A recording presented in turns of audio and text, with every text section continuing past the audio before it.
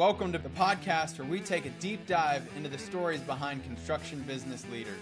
We will share how they got started, how they found success, and the lessons learned along the way. I'm your host, Eric Fortenberry. Welcome to Builder Stories. How's it going, everybody? We are here today in live. I'm with Danielle. She is the president of Builder Funnel. Really excited to have you at our office. Just joined us as a sponsor for our boot camp downstairs. So wanted to take a little bit of time to actually go a little bit more in depth about marketing and the impact that it's having. But just wanted to welcome you. Thank you for coming and spending some time with us. Thanks for having me. It's so fun to be in Dallas. I work from home. We're a fully remote agency, so it's fun to get out and be in someone else's office. And this is so cool. You guys also had great space. I appreciate that. So why don't you just real quick give us a little background on Builder Funnel? What do you guys do? How do you help contractors? Okay, well, we help builders and remodelers grow through strategic digital marketing. That is our mantra. But what that actually means is we come alongside builders and remodelers and contractors. We want to take that marketing hat off. We know they're wearing so many hats. Yeah. They're everything, the glue in their companies. They're thinking about a legacy. They're the salesperson, the office admin, the bookkeeper. They're training everyone. It's wild for me to think about having to actually think through the strategy of marketing on top of all of that. How am I going to grow from 2 to 5 million? So that's where we come alongside you and just we care about the business as much as you do. And yeah, we want to help them grow. Yeah, that's exciting because, again, I think so many people don't truly understand the value of marketing.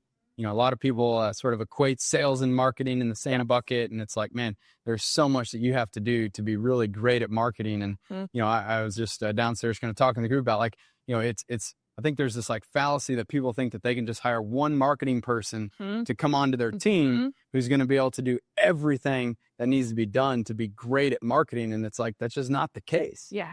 Unicorns actually don't exist. So it's so hard. That's usually when someone's struggling to decide, am I going to hire in-house or am I going to find an agency that can do it all? But that's actually what that means, right? My team is a team of experts with paid ads, website development, AIO, SEO, content writing, graphic design, all of it, paid media.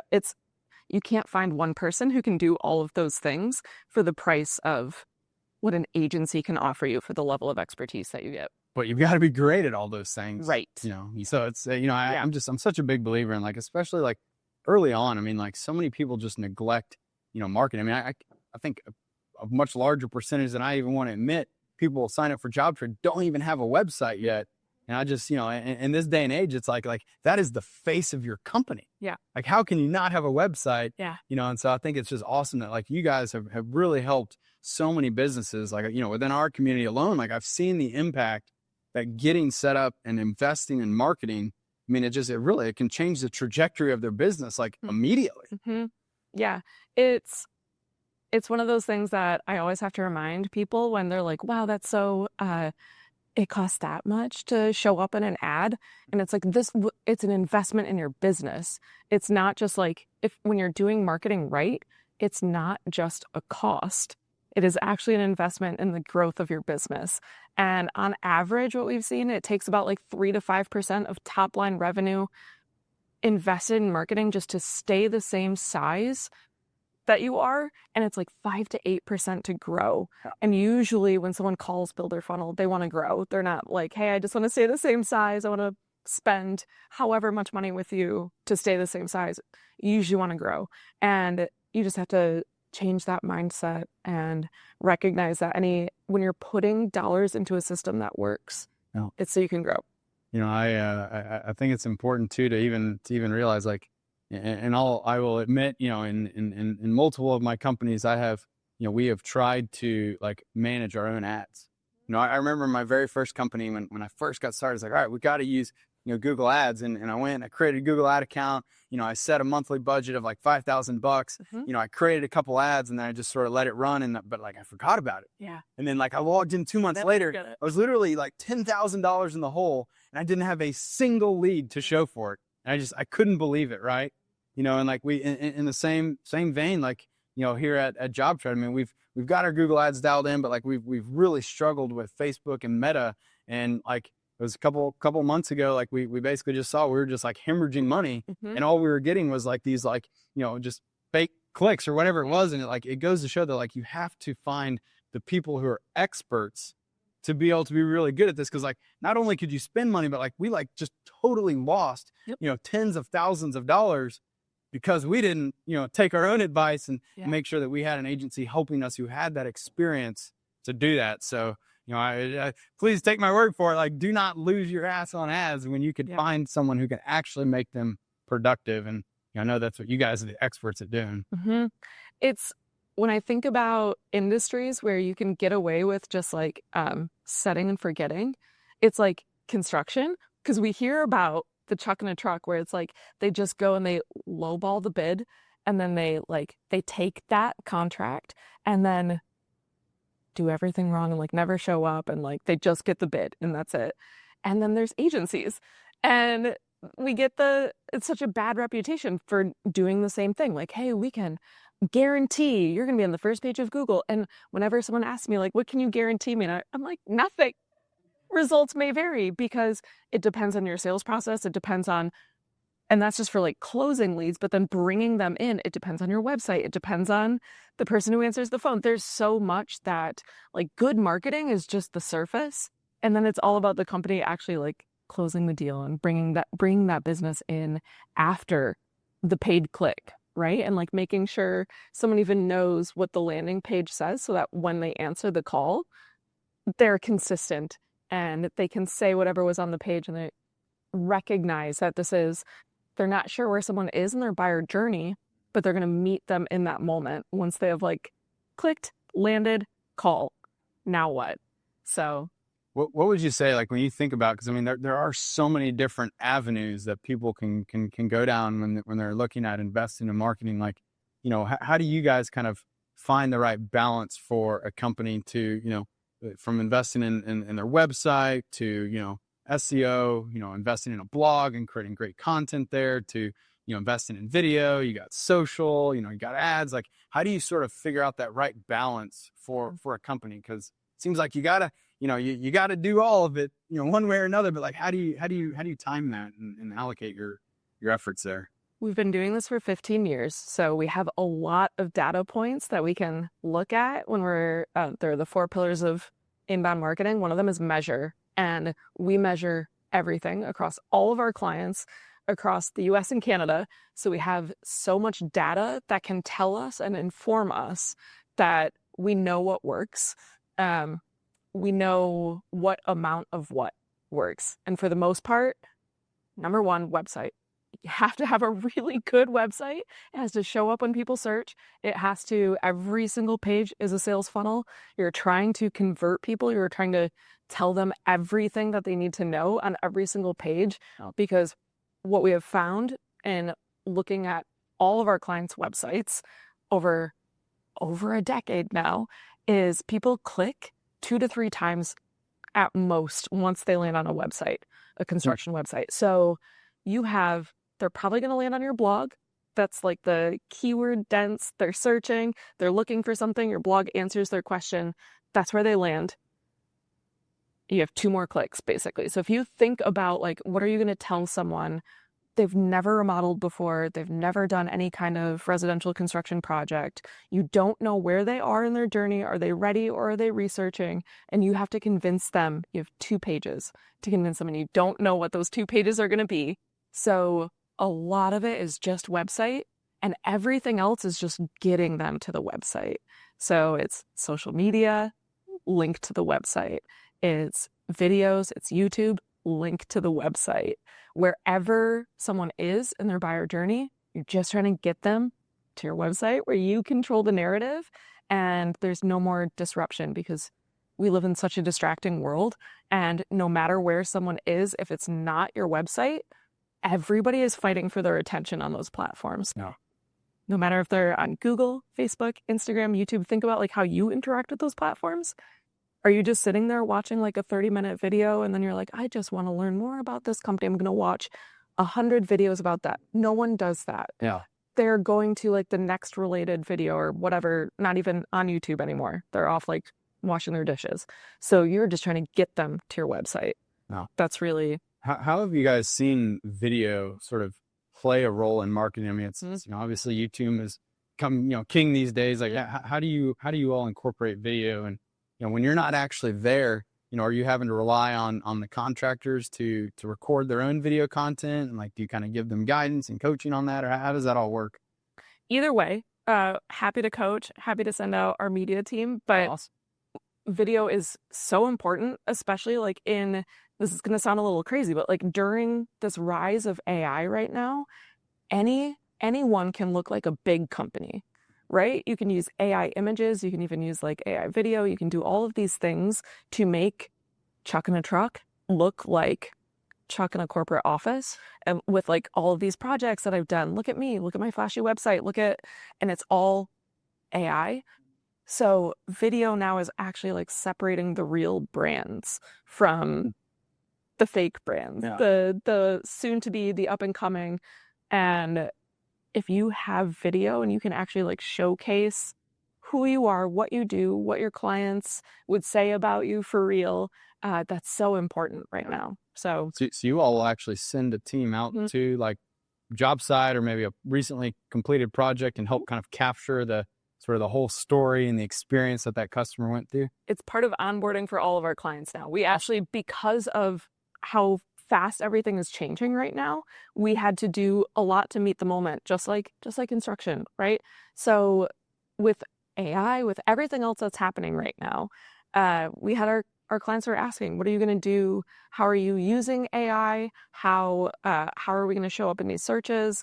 And a big part of it right now is your brand outside of your website also, and being able to show up and be validated.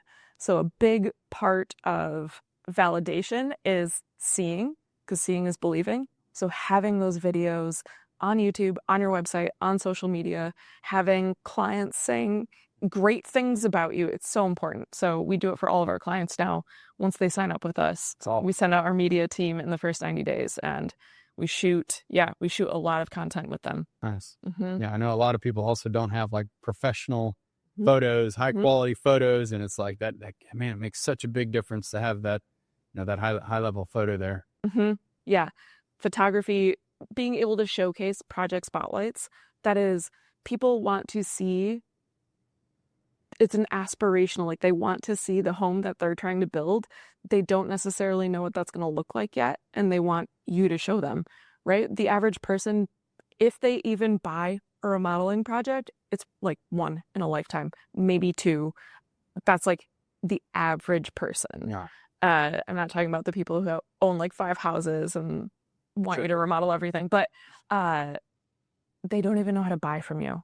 So you are showing them by creating content, having these testimonials, having project spotlights that walk them through, this is what it was like to work with this company. Sure. So yeah, it's so important. I think one of another kind of great debate I always hear is like, the concept of like, do we put pricing on our website? Where do y'all land on that? Because I know so many people are just so, they're very hesitant to do that because they think it's gonna turn off, all their prospects and they're not gonna want to go. But like, where do you all land on that? You got to do it. This 2 reasons. One, if you're not, your competitor is. But now also in the age of AI, an AI overview, if someone just Googles what it costs to remodel in North Dallas, it's just going to show up in an AI overview anyway. So all you are doing is trying to be the next link that they click after that. So it doesn't matter anymore. The biggest pushback we've always gotten is, but my competitor is going to see it on my website. That's like the number one. They're going to be like, well, they're just going to see that and like go a few dollars lower and they're going to win that bid. Even if that were the case, you're your own company. You have your own like unique selling points, and there's a reason someone should choose you, and it shouldn't just be price. Everybody says this, so like this is your time to actually live it.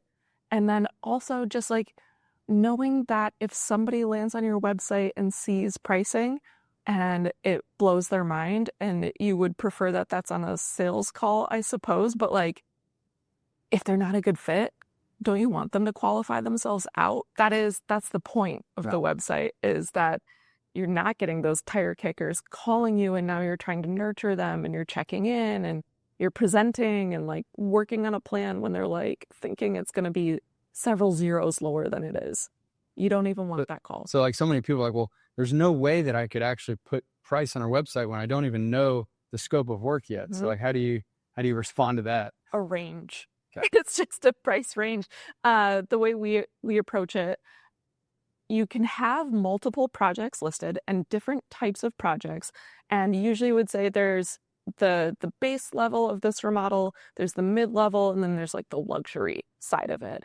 And all of those are different ranges. And you're just educating someone on, is it finishes? Are they moving walls? Do they have to move electrical? Do they have to move plumbing? Most people don't know. And what they think is just like, no, I just want my hall bathroom to look cute, right? And you're just helping guide them and educate them on what type of project is this going to be. And here's a range just to help you think about what this is going to look like. Because the average person can see that range and be like, oh, okay, I'm going to keep doing some research and I'm going to start saving. And that's why the buyer journey can be long, but that's okay. That's because they're preparing, and you're the one who is being the guide and telling them, and they're building trust with you, and they believe what you say.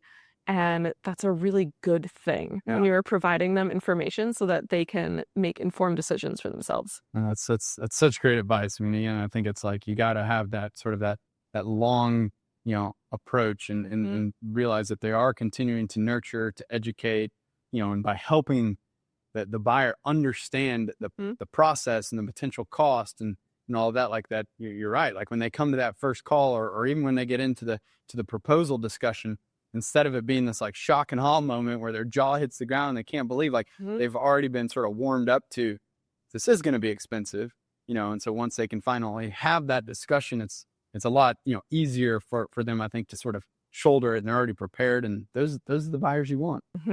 Just like marketing is an investment in growing your business, it's the same thing for these homeowners, right?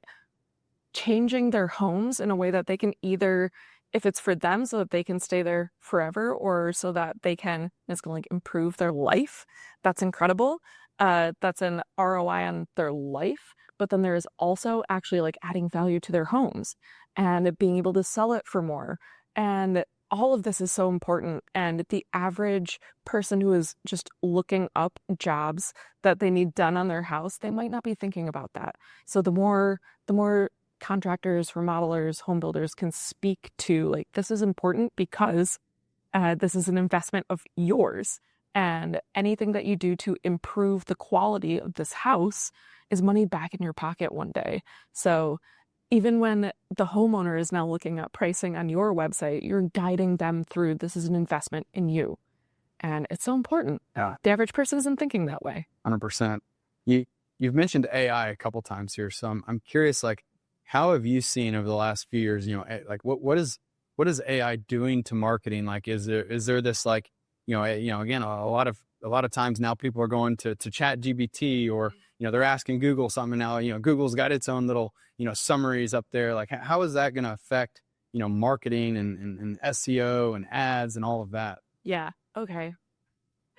We're going there, Eric. There are two really big ways that AI is disrupting the marketing sphere right now. Number one is how we interact with these tools. So we've even had clients ask us, how are you using AI now? Or can't I just do that? Can't I write my own blogs using AI? And you can, but you got to be careful. Like, you want to do it the right way. So make sure you know how you're using AI and how to, just like Google doesn't like duplicate content, right? There are things that we know about Google. There are things that we just don't know yet about AI. So I would just caution, like, if you're going to fire all of your marketing team and like fire your agency, fire a whole department and try and just do AI for all of your marketing, be wary of that. That is probably going to catch up, just like all of the duplicate content way back. This was like 10 years ago when people just copy and paste and put out all these pages to rank for multiple keywords multiple times. It's going to catch up. So be wary of that. So there's just like the usage of tools is number one. Number two is results. We started to notice probably in like November. So part of how we run our business, we have a metrics dashboard for all of our clients and for ourselves. There are very specific things that we're tracking all of the time. And we started to see website traffic going down across the board, everyone. We were like, that's a little weird. A little like in November of 24, we were like, that's a little strange. I wonder what's happening. And now it's so obvious. Now we get to look back and Monday morning quarterback it, and we can see, oh, okay, everybody's just seeing their AI overview searches. And it's something like 60% of searches now are 0-click is what we're calling it in the marketing industry. People are just getting their answers by either speaking to their phones and getting a verbal response back, voice search, or AI overview. And that is going to be the future. So what I always try and caution someone when they say like, oh, I'm leaving my agency because our website traffic is going down. And I'm like, oh, okay, that's not reason enough for you to come to us, because your website traffic is going to continue to go down, but you want to show up in these AI searches now. Yeah. So the rules have changed, and now we are trying to figure out how to show up in those searches. There are 3 really big ranking factors that we know right now. And it's not because some like AI overlord, like how Google publishes their updates and says like, this is what we're looking for now. Yeah. That's not happening. It is just agencies everywhere who are tracking data points for several years and getting deeper and deeper. And now we're seeing like, oh, okay, this matters, and this matters. Number 1, schema markup. It's a type of code that has to be on every single page, that if that is a page that someone would be searching for something and you want the answers on that page to show up in a search, you now have to include it in this code, basically. So schema markup. And then validation is so important. So if you've been seeing that everybody says like Reddit is now answering everybody's questions, that's where they're training all of these chatbots. It is true, because what SEO does, search engine optimization, is just what we say about ourselves, and what AI optimization is looking for is what everybody else says about you. Interesting. Yeah, so you don't have as much control anymore. It is all about how other people are mentioning you online, and that includes Reddit. It includes social media comments. It includes if you've won awards, if you're on the Better Business Bureau, local press, all of that. What like SEO was backlinks.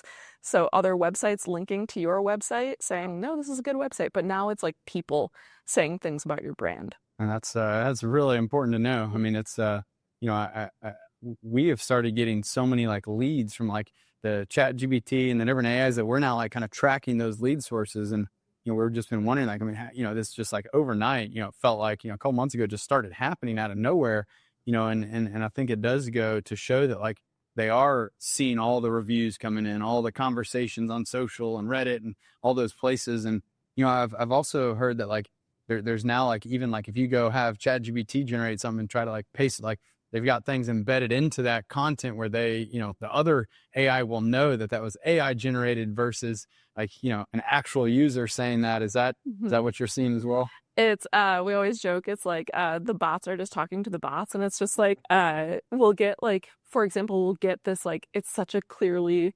ChatGPT email from a client. And we're like, oh, okay, let me run this through ChatGPT so I can respond to this email. It is, I have heard from our content writers firsthand. We have a full team of content writers who actually like create our content at Builder Funnel for our clients.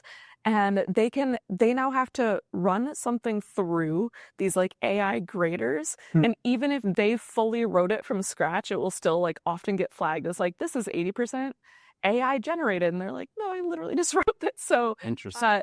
Yeah, the graders aren't quite there yet. Yeah. And they will, I'm sure they'll catch up. But the point of AI is not even just that, like, it's gonna create a ton of content. It's like you can brainstorm with it. Yeah. And what we have seen for the leads coming in, you mentioned that you're getting leads coming in through ChatGPT. It is such a high purchase intent. It's almost like a paid search Google ad, if they're coming in through ChatGPT, our clients are closing those leads. Nice. They come in and it is like they know they have learned so much already. They're such a qualified lead and they're ready to go at that point. So it's awesome. It's a fun experience. I love how you guys are like just really following this and studying this and like, you know, really optimizing the content for the AI. You know, again, if that's what's driving the highest quality, you know, leads these days, and you got to be ahead of that game. And it sounds like you guys you're there.